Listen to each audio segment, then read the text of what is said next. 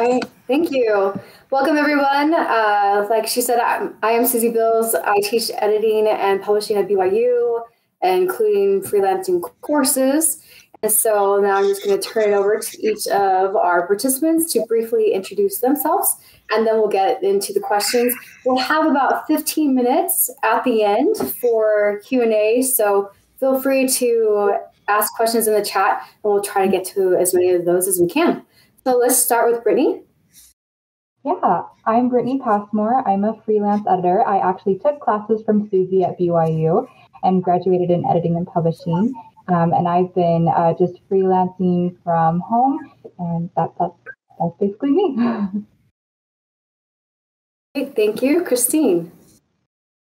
Hi, I'm Christine Nielsen. I have been freelancing full-time for the past year. Before that, I taught English language arts at a private high school for 15 years. And my background is I have an English major, history minor. I took some notes from Nick yesterday on our panel. I also would like to say, as part of my introductory profile, that I focus on dark fantasy, horror, and urban fantasy for my genres. Great, thank you. All right, let's go to Daniel. Hi, I'm Daniel Kierton. I do freelance and I run my own publishing indie company, which focuses on the underground, the transgressive, and the bad taste. That's kind of our tagline. But it really anything that isn't kind of sort of the mainstream. My day job that pays the bills is I work as the digital archivist for Salt Lake County, but I got my master's in English from Weber State University in 2016, and I have been publishing and editing ever since. Great, thank you. And Nick. I'm Nick Nelson. I'm the founder and senior editor of Wordsmith Writing Coaches in Los Angeles, California. We started out actually doing academic editing and helping academics translate their books from academies into trade publication. But we also do children's books, picture books, and chapter books, and YA. We do a lot of different kinds of fiction, screenwriting, professional writing, nonfiction. I still work with a lot of nonfiction authors. And the Wordsmith Writing Coaches team in Los Angeles is kind of a one-stop shop for self-publishers and also for editors, for authors who are looking for some help along their path to traditional publication. Great, thank you all. I'm excited to hear what you have to say. So the first question we're going to start off with it's a two-part question.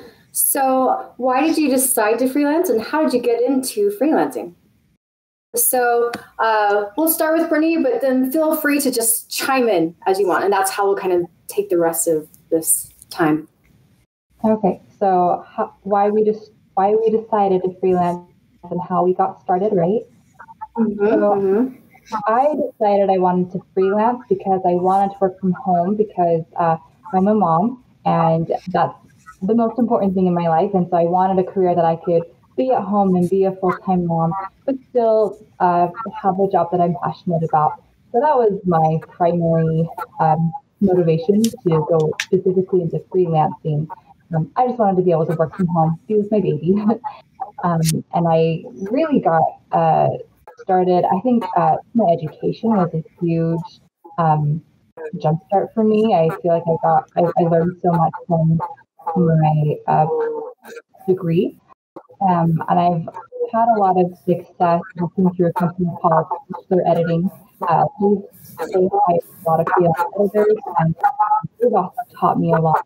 Me really find a lot of fun people to work with. So. Great. There's some background noise. It's hard to hear. Somebody's speakers echoing, I think. So we might want to turn off our mics when we're not speaking. Yeah. Yeah, my mic is muted for sure. I've got kitchen noise that hopefully you cannot hear because I'm muted. Well, I guess yeah, go for it, Daniel.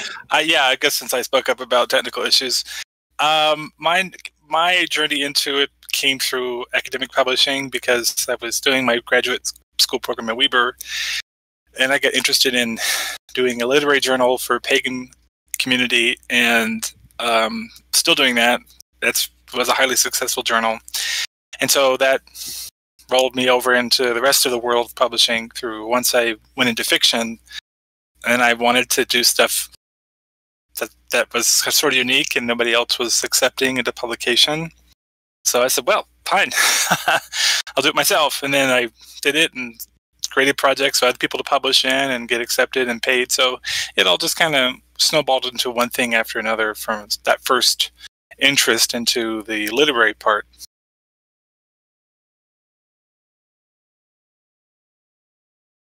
Go ahead, Christine. Come on. All right. Yeah, my how and why are pretty closely connected. So I enjoy, like, I have a huge passion for writing and for teaching people how to write. And I did it for several years working with teenagers in a high school setting. And I hit a point in that career where I was done being in a classroom specifically, and also just done kind of working with teenagers, and was ready to level up. A lot of that came from reading a little book called The Dip, if anybody has seen that. And it's the main question in that book is, if you could be within the top 1% of any industry in the world, what industry would that be? And for me, that is editing and writing, teaching writing, coaching writing, even doing my own writing, but specifically the editing and coaching of writing. So I made the full shift. It was at the beginning of COVID. It wasn't necessarily because of COVID that I did the shift, because I think the industry got a little bit flooded with online people working remotely and looking for freelance concepts or what they could do as a freelancer from home because of COVID. But so my why I have a lot of passion in communication and connection. And so I see my job as an editor primarily as helping an author really truly get their message across to their audience. And I consider myself like the bridge between the two. That's awesome. That's a really good point. Yeah. I think that's, to me, would be a core part of being an editor. So I am very similar to Christine. I started freelancing while I had actually lost. It was very sad. A nonprofit organization that I had worked for almost 14 years. Difficult things happened, as happens from time to time in the nonprofit sector, and everything that I had been doing there ended, and so my job there ended also. So I had 3 young kids at home, and I was in a bit of an awkward position for various reasons that I won't go into right now. But basically, it seemed to make sense at the time. I became a serial entrepreneur. So in 3 years, I started 7 different organizations, companies, a literary journal, a nonprofit organization, maybe 2 nonprofit organizations. So like 4 companies, a literary journal, and 2 nonprofit organizations in 7 years. And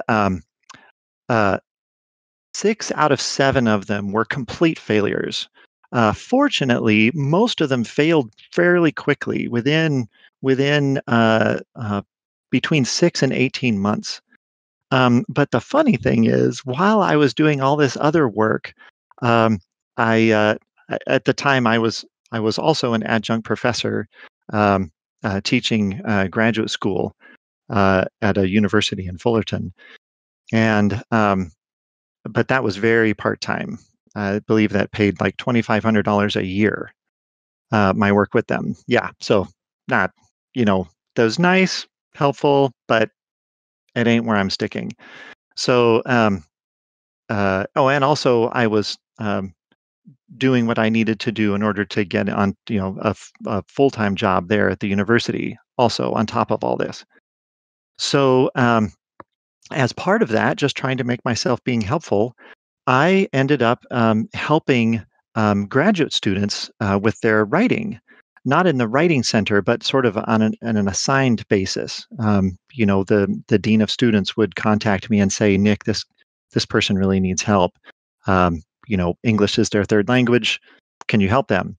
So I started out doing that, and I moved into dissertation coaching, and kind of was doing this on the side. And one of my dissertation clients, I can tell this story later. It's pretty funny. It takes about 4 minutes, but we'll save it for later if anybody wants to hear it.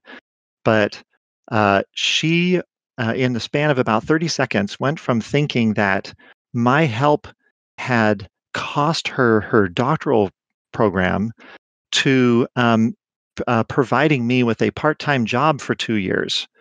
And I realized, holy cow, this is, this whole like freelance editing thing, like this could work. So about the time that my fifth entrepreneurial effort was tanking painfully, I was like, I'm just going to do this. Like, this is what makes me happy. This is a real opportunity that helps other people, and I love what I'm doing. Why don't I stop trying to do these other things for other reasons and just focus on doing what I love? And I like everything that Christine said. I 100% resonate with that. And so I feel like I've kind of grown into my dream job over the past 18 years. So Wordsmith Writing Coaches has been around for 17 years as an actual thing. Wonderful. Awesome. Thanks, everybody. Let's move on to the next question. And, obviously you're not going to be able to help people to keep your freelance business going unless you find clients. And so how do you go about marketing and finding clients, people to help? A lot of different ways. In the beginning, it was mostly word of mouth. And now 15, 16, 17 years later, it's become pretty much word of mouth. So, not much change there. I've tried a lot of advertising. I'll tell you, it's mostly a waste of money. Really, word of mouth is where you want to get, because that is the least effort, least costly for you. So, I think that's the goal for all freelance editors. We want to get it so traffic is coming into us and we're not pulling it in. How about Daniel? What do you do? Well, there's a bit of that, as well with the freelance word of mouth, but also return authors who I've worked with, who I've formerly published, or a variety of techniques that way with saying, if we really like your work but rejected it, please come back because we think you have some great potential there. And I've gotten rejection letters like that from people. So yeah, I think it's a combination for me for that. And then by doing all the work that I do, or we all do, in publishing and editing, people that I don't think about you at first remember that, and then see it later and go, oh, you do all this editing stuff, could you help me with? And I've had that too. Friends of mine, long friends, have come around and needed help because they remembered from seeing all the things and activities across my social media or whatever I'm doing. So yeah, I think it's a combined effort, and this is all the not paying route. Like, and then what I mean by that is me not paying for ads for editing work, to recruit people that way. But they pay me. Those other people have paid me, yes. Yeah. So, but yeah, there's also that last resort where if you want to really drum up some customers, you can always, plug and an ad on Facebook or something like that, which of course is a good way to go about it if you really need the customers too. Mm-hmm. Yeah, that reminds me of another thing that I actually should have mentioned. I shouldn't have been so flippant with my answer. I did a lot of things for free in the beginning. I looked for nonprofit organizations because that's where I had been working for a long time. So I knew a lot of people in the Southern California and Western U.S. nonprofit world in my little niche. And so I edited a lot of things for free, and then said, hey, I'm doing this as a business now. So, if you want, I'd be happy to do this for a fee. Here's the price structure I'm thinking of. Do you have any suggestions? So I negotiated a lot. This is a thing too. When you're shifting from free to paid, um, you Americans are really bad at haggling, and so you need to kind of do it for them. And so I would say, well, I'm doing this as a business now, so I can't do this gigantic thing of work for you for free anymore. So I'm thinking of charging, this much for it and billing in this way. What do you think? And sometimes I got helpful feedback, and sometimes I just got a flat no. That's all right. And sometimes I just people just agreed. They said, fine, whatever, just send me the bill, do the work, please. Yeah, that's. Let's hear from Christine. Yeah. Oh, I was just say I've seen that too, where people who value your time and see you as the expert, I think, are willing to negotiate if they really need it. Yeah, I would say when it comes to costs, I haven't had anybody even blink at my rates, to be honest. I've been told that they upfront look a little bit high, but once I do the work, I mean, I get like, yes, please let me pay you a lot of money for what you just did for me because it was beyond what I expected. I also have the bulk of my work through word of mouth. A lot of the is through the relationships that I made coming to conferences like LTUE and having built those relationships over the years.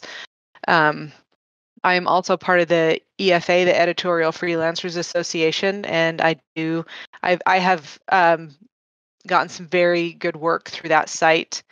And I'm recently on Upwork and Freelancer, and I am not a huge fan. They take a pretty big chunk of the money, but it's also, I think it's a market that's oversaturated, and it's very difficult to vet the work for a lot of reasons because it's so much. It's online. I mean, I've done some interviews. I've been hired for jobs. That's only within like the last month. Because I'm building new clientele, but it is primarily word of mouth and repeat clientele. And I think it's because it's a good chunk of money for a lot of people to pay for a genuinely qualified editing job. And what I've discovered is those who are serious about their own work are willing to invest that money in the editing as well. And people who tend to no, and I get money and I get budgets and I get all that, but people who are more reluctant or who try to get a steep discount of some kind tend to be less invested in the entire situation as a business. And every time I've turned down a job because someone expected some major discount, I have not done one thing for free, I'll be honest. I'm like, okay, that's fine because there's always a full paying job that comes in right behind them. And if I had taken that work in the first place, I would not have been available for that better paying job. So I made twice as much money in the same amount of working hours as I would have if I had just gone ahead and given the discount.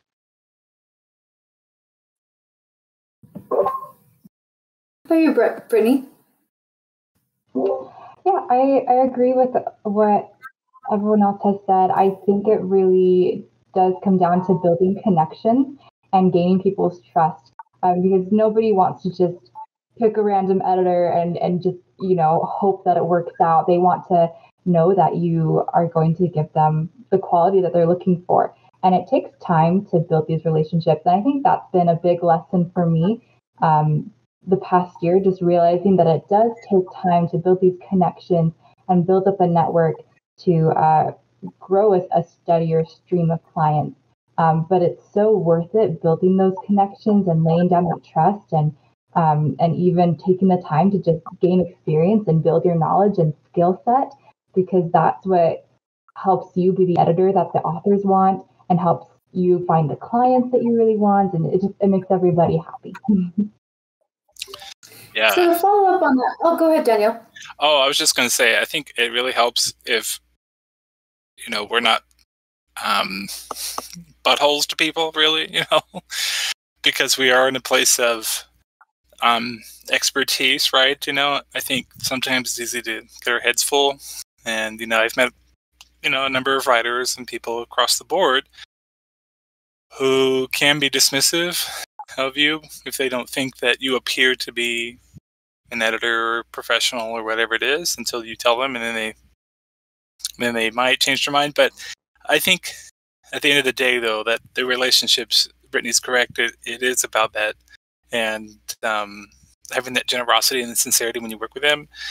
But I think on the flip side of it too, what makes us experts is the long history we have with editing or the qualifications we bring to it. So having the authoritative knowledge through, schooling or whatever it is, the route you got there to know that part, the mechanical part of editing, right? Because not just the ability to shape the narrative, but catch the grammar and catch the reasons why something's not working.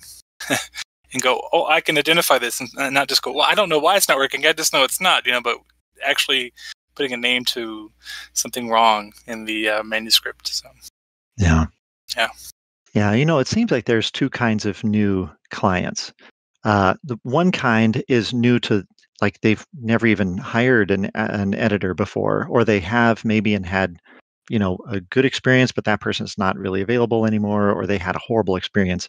So, and that person, we end up talking a lot about the editorial process and what it looks like. And it's not just here's my bid,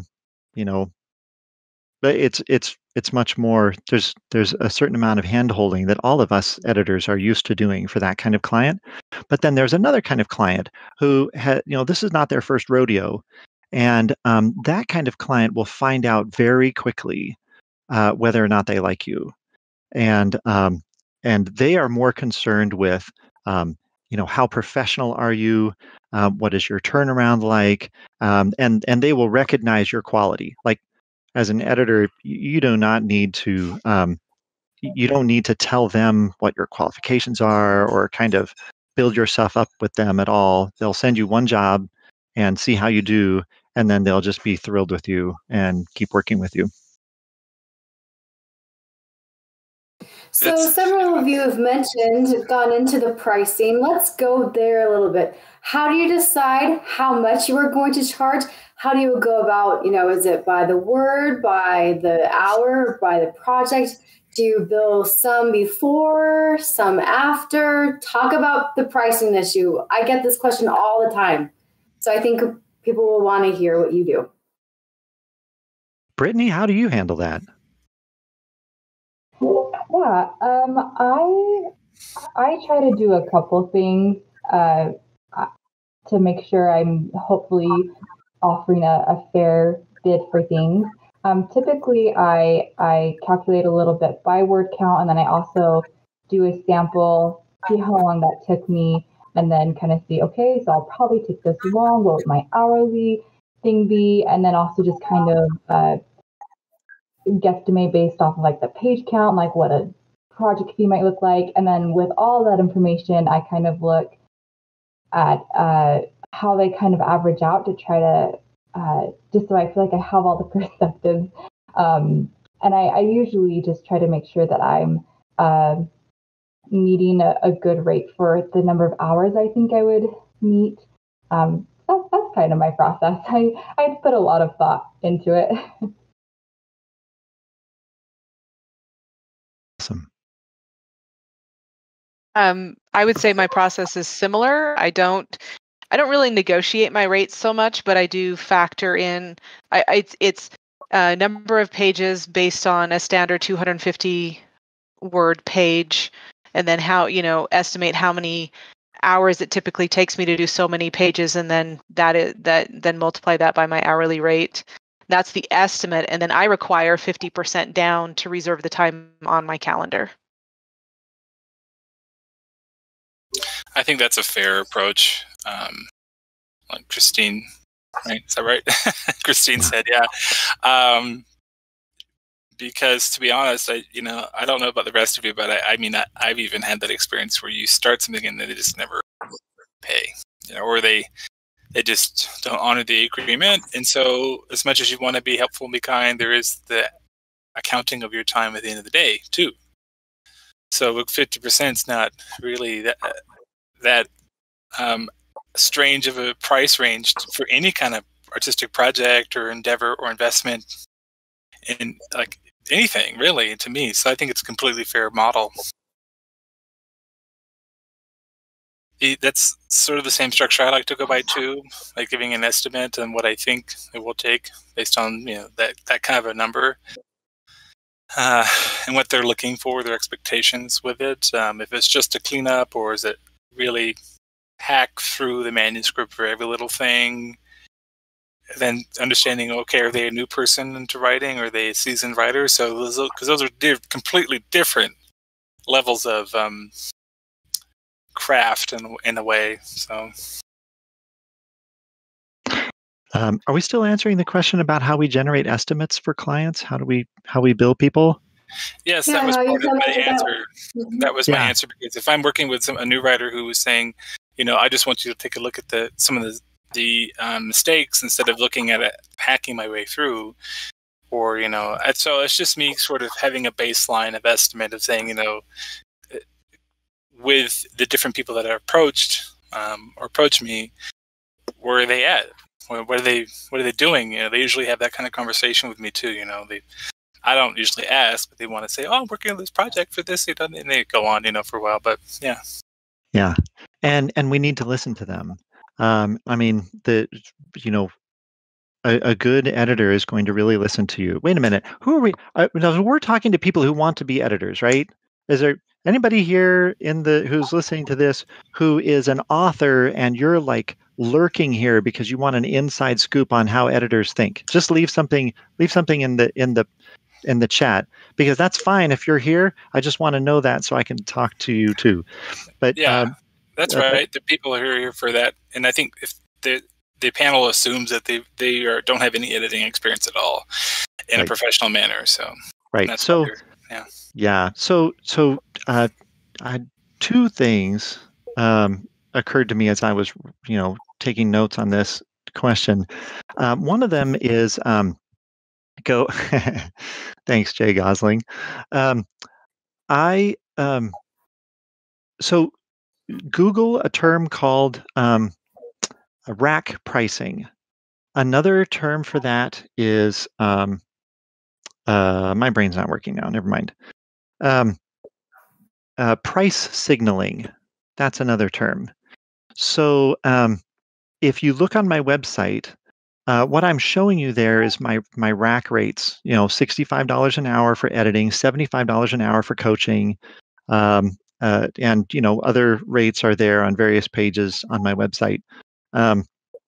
But if I really want to work with an author, or if there's been some kind of a promotional deal, you just took a 9-day intensive workshop with me, which I do, once a year. I'll do a 9-day intensive workshop, and it's intensive, and I strictly limit the number of people that are in there because I work personally with all of them, and we all work together as a small group. But that's very expensive. It's almost $1,000 to do that per person.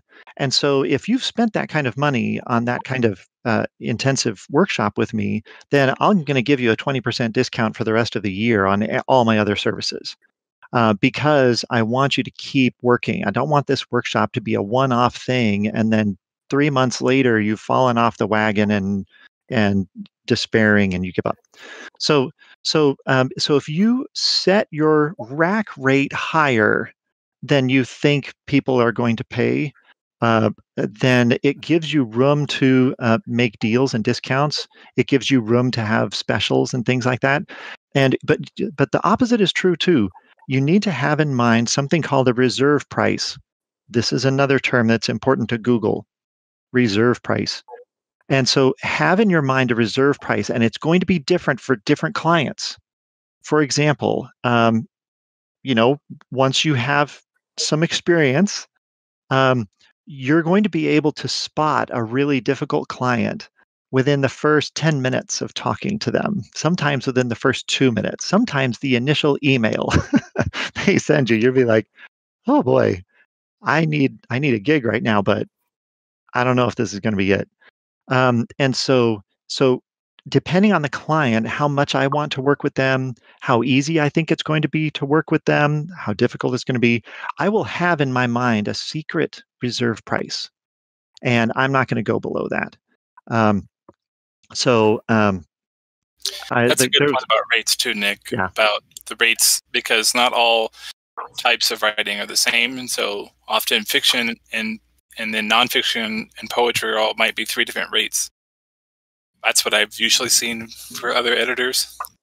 It can be, and by the way, that's another thing is, I mean, as you go on, guys, you have total freedom and creativity in setting your rates. Just be creative. Yeah, you don't have to follow the EFA or any of our suggestions, but it's good to hear all these details, and that they're all different and that they're all over the place, but they're making a pattern, I hope, in your mind, so that you can create your own practice, your own freelance editorial practice, which suits you and suits your clients. And you just have to start. I worked with a fellow writer on an anthology for future horror writers last year called They Walk Among Us, and she had never done any editing, and so we consulted with her and we said, well, this is how you get it. This is how you do it. You jump in this case, So she got her beginning footings into editing a full manuscript, and she had me as the seasoned professional in there, making sure she had any questions we could bounce back and forth. But that's sort of the gateway. It's sort of this bubble in which you can enter it any direction. So I was going to say one takeaway for both the editors, potential editors, and the authors is that rates are negotiable. And the more professional you are, and the more the easier you are to work with, and that includes communication and expectation management and all of that. I do a different rate when someone has returned for editing, and I do a different rate for a second pass. I do rarely discount like my first rate, but if someone wants to sign up for potentially an entire series, that's a discussion. So we're, one of Nick's main points is, yes, we have our baselines, but we're also human and we own our own businesses, and there's always negotiation when it comes to business. And you're talking to people who are in this business because we have a genuine passion for words and communication and story and everything that goes with it. And it feeds us, and it feeds those relationships and that networking. So I think the bottom line for both editors and authors is be willing to open the dialogue over the project and the rates and how the process goes. Thanks, everyone. Let's before we go to the Q&A, I'd like to go one more question here from each of you. So what is your top tip or recommendation for people who are just wanting to get into freelancing, or maybe just, they've been kind of dabbling in it, but they wanted to make it really successful? So what would you say your top tips? Do this is really going to help you, or avoid this? I'm sorry, can you say that question again? Mm-hmm. Yeah, so what would your top tip of something to do or something to make sure to avoid for people who are wanting to get into freelancing, or just, really ramp up their freelancing, make it a really successful career for them? Yeah, can I jump in with that? I think one of the biggest things, especially if you're really just starting out, is to know what your motivation is and what your reason is.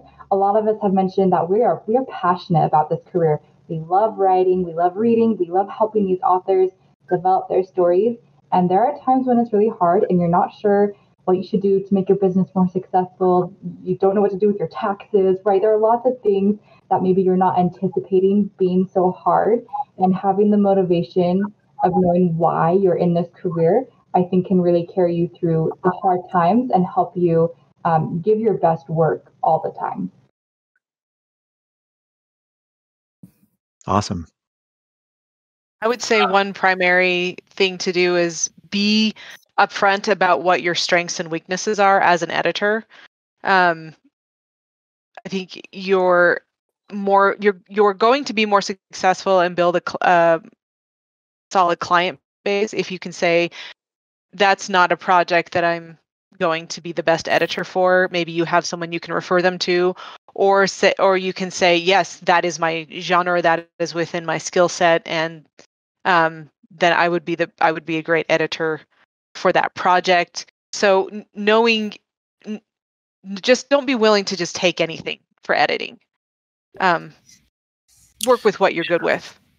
I agree. Yes. I had somebody wanted to do a paper for them recently, and it was a doctoral chemistry fuel cell lab paper. Oh, I love those. Like, oh my gosh. The only thing I can do is tell you if you have spelling mistakes in the words that aren't science. So, that was like, could not absolutely do it at all. But chemistry is the worst of all the academic disciplines. Chemistry, man. It was, I didn't understand any of it. So that's the key point. Like, I have come to accept recently my weakness in editing is catching spelling mistakes.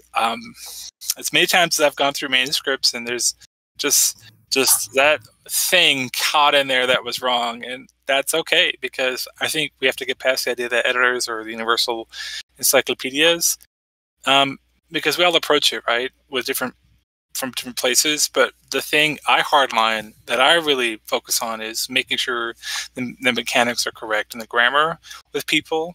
I'm a stickler for that. And so, no dangling sentences and participles and missing commas and all that stuff. But that's me, and I do that because, to me, that's my training in academics and the foundation of the language. So, but I also know that weakness. So, and I think the honesty and the communication of not being afraid to say, well, this is where I approach it from, and this is what I can bring as a big strength. Yeah. Is that what you're looking for? And know thyself. Yes. Yeah. So I think it's when you're a bit new, it's easy to get nervous about, I have to know everything. No,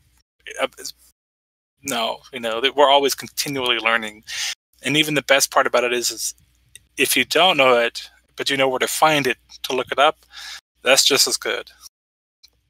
As a matter of fact, that's one of the things that that I think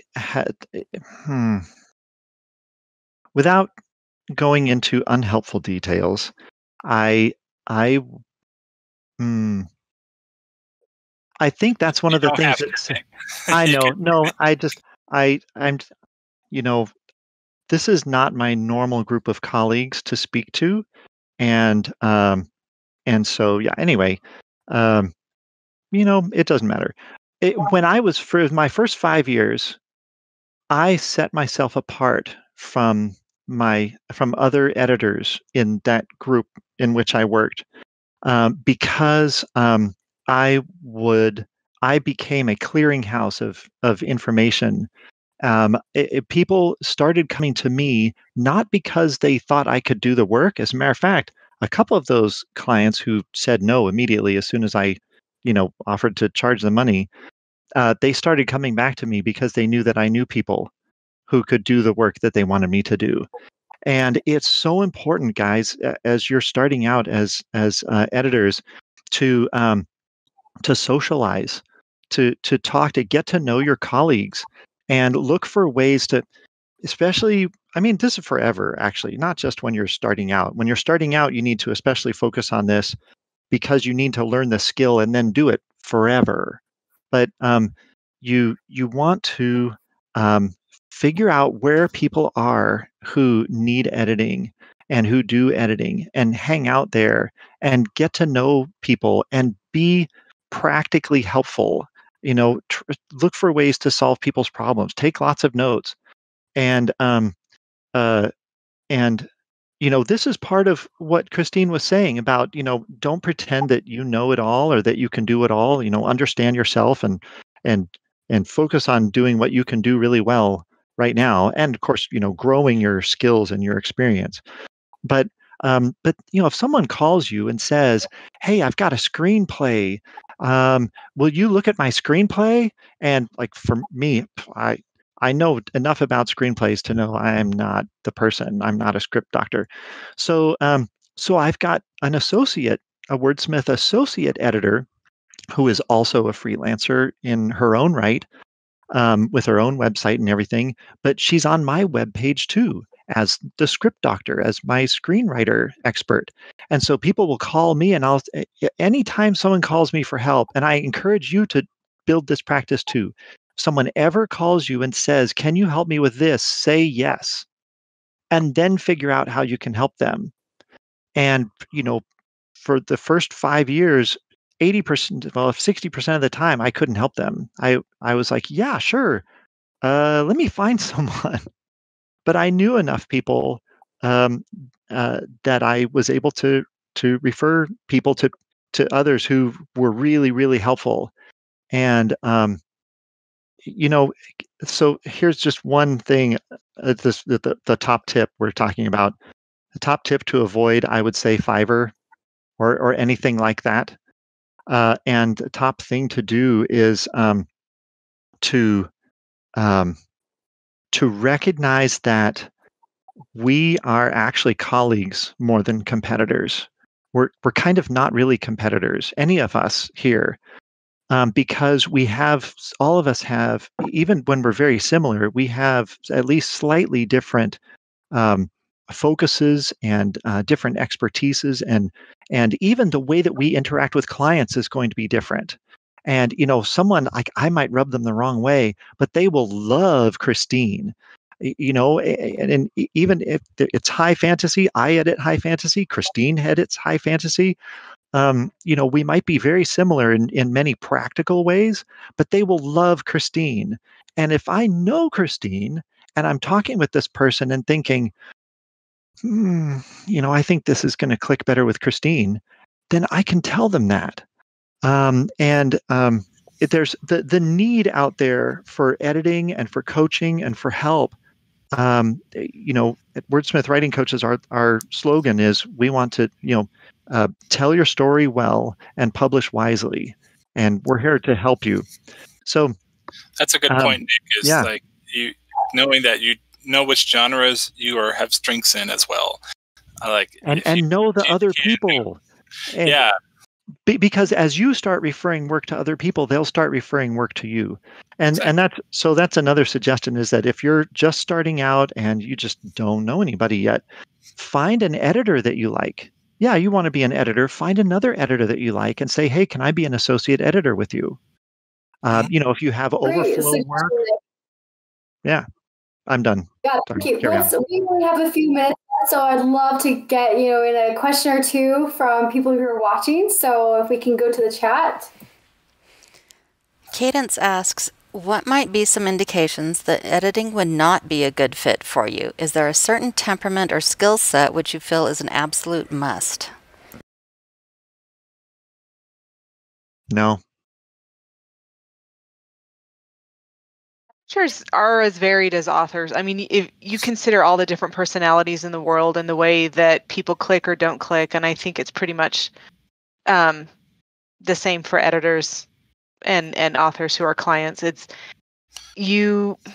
don't know that there's I can tell you that there are editors that I would never interact with because they just don't click with me, but they click great with other authors. So I don't know that there's a hard fast. I think you have to like words and language. Yeah, I think that's sort of a baseline. Like, you need to like that, and then understand if you want to be a short fiction editor or a novel editor, that too, so you don't lose in case you're not patient, for a novel. But yeah, I think I was going to say, I think to a degree, patience is needed just to be able to work through a big project and be able to present your suggestions and edits in a way that's not going to ever hurt an author's feelings, right? Like learning to work with these different people. Right, because it's not personal, it's professional. And so that's the key distinction. Great. Do you want to go to maybe one or two more questions? Mindwarp asks, what is the experience of the panel with Reedsy.com?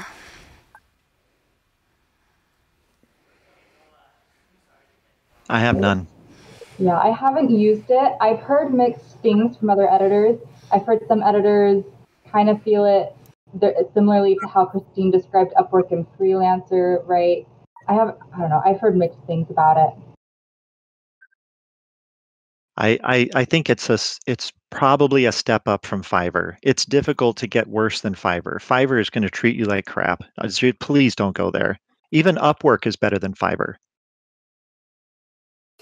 And I'll just add on Reedsy. So they have some requirements or criteria that you have to meet. Example of books that you've edited that have been published. And so they'll invite you to have a profile, but unless you meet their criteria, they won't actually let you be on their platform or receive business. So just look at all the details of Reedsy before you even spend time putting your profile together. That's been an issue with a lot of freelancers, just to be aware of.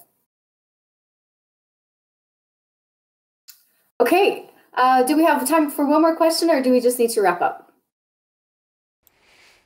I think wrap up would be good. We're almost out of time.